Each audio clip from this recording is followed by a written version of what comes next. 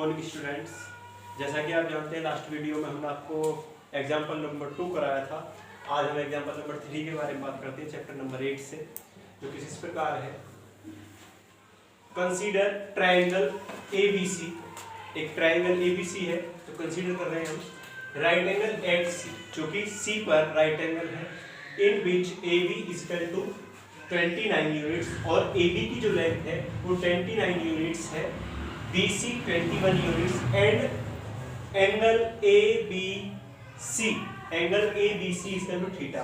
तो जब भी हम ऐसे लिखते हैं तो बीच वाला एंगल मेंशन करते हैं, बीच वाला एंगल लेते हैं। तो बीच वाला एंगल जो है B की वैल्यू दे रखी है वो थीटा दे रखी है। C फिगर भी दे रखा है 8.10, जो कि आपकी बुक में दिया हुआ है। डिटरमाइन द वैल्यू ऑफ, अब हमें डिटरमाइन करनी है, वैल्यू निकालनी है। क्या क्या वैल्यू निकालनी है? फर्स्ट पार्ट में निकालना है cos square theta plus sin square theta equal to जो भी वैल्यू आएगी वो निकालनी है। सेकंड में cos square theta minus sin square theta, इन दोनों की हमें वैल्यू निकालनी है कि इनकी वैल्यू क्या आएगी।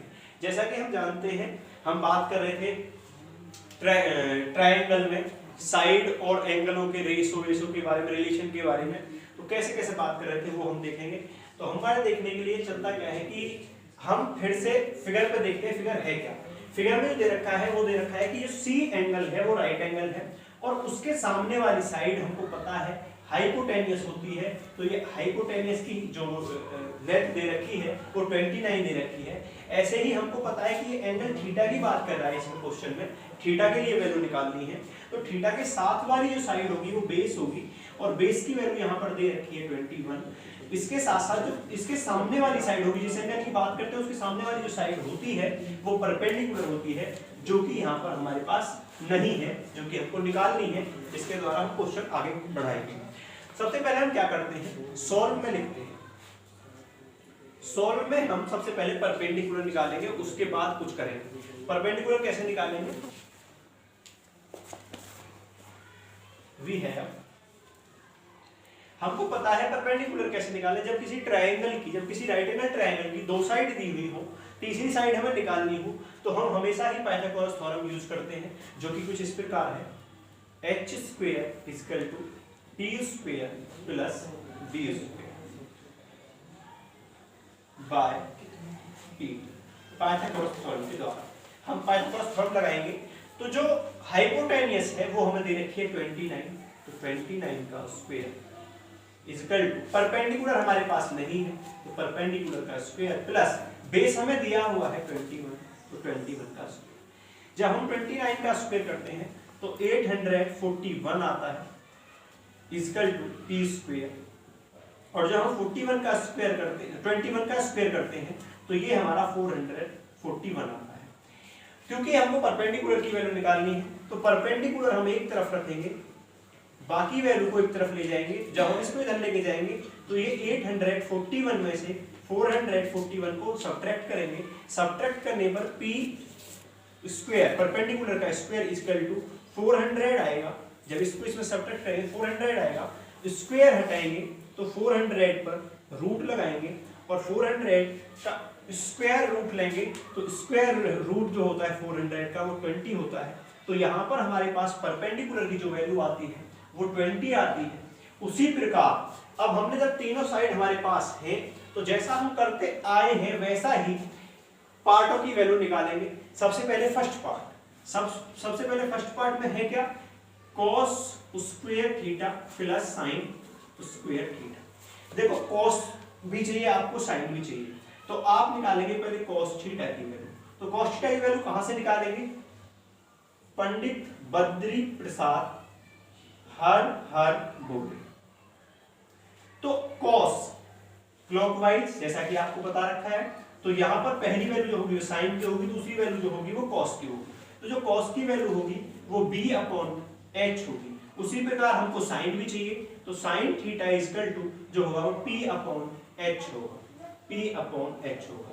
जो b की वैल्यू है बेस वो 21 है और जो h की वैल्यू है वो हमारे पास 29 है।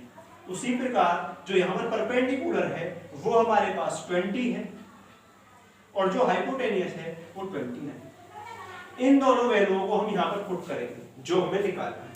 तो कैसे? cos स्क्वायर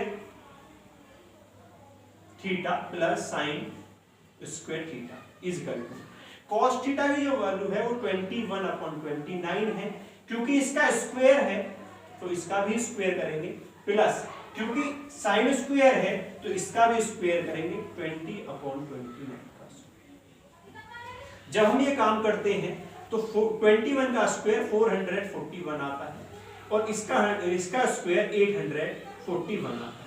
उसी प्रकार 420 का स्क्वायर है और 29 का स्क्वायर 841 सॉरी। तो अब यहाँ पर हम देखेंगे कि इन दोनों का डिनोमिनेटर सेम है तो एक बार हम इसे यूज कर सकते हैं। अब ऊपरले वाली वैल्यू ऐड करेंगे, क्योंकि ये यहाँ पर डिनोमिनेटर सेम होता है तो ऊपरले वाली वैल्यू को सेम ऐड कर सकते हैं। तो ये 841 आएगा और नीचे भी 841 है, क्योंकि ये दोनों बराबर है क्रॉस हो जाएंगी। तो यहाँ पर जो इसकी वैल्यू आएगी sine cos square theta plus sine square theta की जो वैल्यू आएगी, cos square theta plus sine square theta की जो वैल्यू आएगी वो 1 आएगी। उसी प्रकार हम सेकंड पार्ट यहाँ पर निकालते हैं। सेकंड पार्ट जो हमारा है वो कुछ इस प्रकार है कि cos square theta minus sign square theta. cos theta की हमारे पास वैल्यू है तो cos थीटा की वैल्यू हमारे पास क्या है 21/29 का स्क्वायर माइनस साइन थीटा की वैल्यू हमारे पास है 20/29 का होल स्क्वायर। 21 का स्क्वायर जो होता है वो 441 होता है, 29 का जो स्क्वायर होता है वो 841 होता है, माइनस 20 का जो स्क्वायर होता है वो 400 होता है और 29 का जो स्क्वायर होता है वो 841। यहाँ पर भी डिनोमिनेटर सेम है। जब डिनोमिनेटर सेम होते हैं तो एक बार ले लेते हैं। ऊपर वाली वैल्यू क्योंकि सब्ट्रैक्ट में है तो सब्ट्रैक्ट कर देंगे। सब्ट्रैक्ट करने पर जब 441 में से 400 को सब्ट्रैक्ट किया जाएगा तो जो आएगा वो 41/841 आएगा, जो कि second part cos square theta minus sin square theta की वैल्यू। फिर से एक बार मैं बता देता हूं कि क्वेश्चन कुछ इस प्रकार दिया हुआ है कि ये जो ट्रायंगल है वो C पर राइट एंगल ट्रायंगल है, उसके सामने वाली साइड जो है वो हाइपोटेन्यूस होती है, आप सभी को पता है, वो 29 क्वेश्चन में दी हुई है। उसके बाद इसमें जो दिया हुआ है बेस भी दिया हुआ है, थीटा के साथ वाली वैल्यू दी हुई है तो बेस दिया हुआ है, उसके सामने वाली वैल्यू नहीं दी हुई है, वो परपेंडिकुलर है, परपेंडिकुलर हमको निकालना है। हमको पता है किसी भी ट्रायंगल में, किसी भी राइट एंगल ट्रायंगल में दो साइड दे रखी है और तीसरी साइड निकालनी है, तो हम पाइथागोरस थ्योरम का यूज करते हैं। यूज करते हुए हमने यहाँ पर परपेंडिकुलर निकाला जो कि आया 20 आने के बाद में हमारे पास तीनों साइड है, हाइपोटेन्यूस भी है, परपेंडिकुलर भी है, बेस भी। उसके बाद हमको वैल्यू निकालनी cos square theta plus sin square theta की।